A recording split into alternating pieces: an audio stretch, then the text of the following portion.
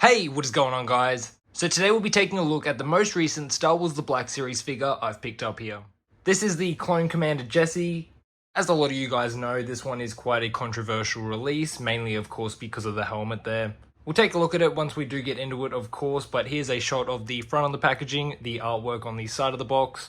I really like the background there of all the other troopers, and the artwork of Jesse, of course, looking really good there. Taking a look at the back of the packaging, the same standard design with the bio on the left there, the render from the front of the packaging on the right hand side there, and this one is number 12 in the Clone Wars line. And here we have the figure straight out of the packaging, looking quite nice standing there. For accessories, of course, he does just come with the standard pistol blasters. And jumping back to the figure itself, correct me if I'm wrong down below, but for the most part, of course, disincluding the visor, I do think this is quite accurate. Like I said, correct me below, guys, if there is anything I am missing, but I am really liking what I am seeing here. Of course, this is the reused ARC Trooper body mold, but again, this one does work quite well for the specific look of the Jesse figure. I will compare the head sculpt when we do get to that portion of the video, but to be honest, just looking at this one from all the angles, this is a pretty epic looking figure in hand. A lot of really great detail done on this one. The blue stands out quite nicely. The few noticeable differences from the Echo being, of course, the ammo pouch there is on the right-hand side of the torso chest plate. And it does look like the pauldron itself is actually quite a bit larger than what we did see on the Echo figure. But we'll have a look at that when I do chuck that figure in. I do also really like the detail done on the left gauntlet here. And even over the back of the figure, everything is just done really nicely. The detail's standing out really well on this one. We'll go ahead, we'll take the figure's helmet off and we'll take a look at the head sculpt underneath. And here we have the figure with the helmet removed. And first thing first, it does look good when you first do see this one. The Imperial tattoo over the head does look really nice there. But the more you look at it, I do start just to think, where have I seen this head sculpt before? Of course, yes, as we all know, they are clone troopers. So this is supposed to look like Boba Fett or, of course, Jango Fett. But this specific sculpt does just look awfully familiar. So here he is with the most recent Boba Fett.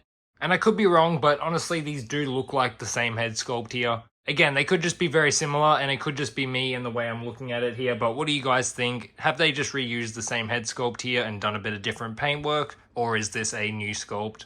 From some angles, it does look different and quite younger, but from others, it almost does look the exact same. Some nice butterfly joints, as we have seen on this body mold before. And here I have gone ahead and removed the rangefinder piece. This was a lot easier than you may think. It's actually just plugged in, not something sculpted within the helmet itself. So I didn't need to heat up anything or push anything out from the inside. I literally just gently pulled this one off and it pops straight off, as you can see there. Yes, it does leave a tiny little hole that is hollow, but I don't think this is very noticeable and a really easy way to fix up the inaccuracy of this helmet. And here we have the corrected helmet back on the figure. And how much better does this look? Honestly, a lot better in my opinion. And personally, I can't really notice where the peg hole was on the side there. It's one of those things, I think it's just because we do know it's there, but when you do just sort of glance at this figure, you don't really notice the peg hole part on the side there. But I do think it definitely does help with the look of the figure, and it is a really easy fix-up to do to correct this one. Like I said, guys, let me know if there's anything else that is inaccurate. But like I said, I am now quite happy with the way this one does look.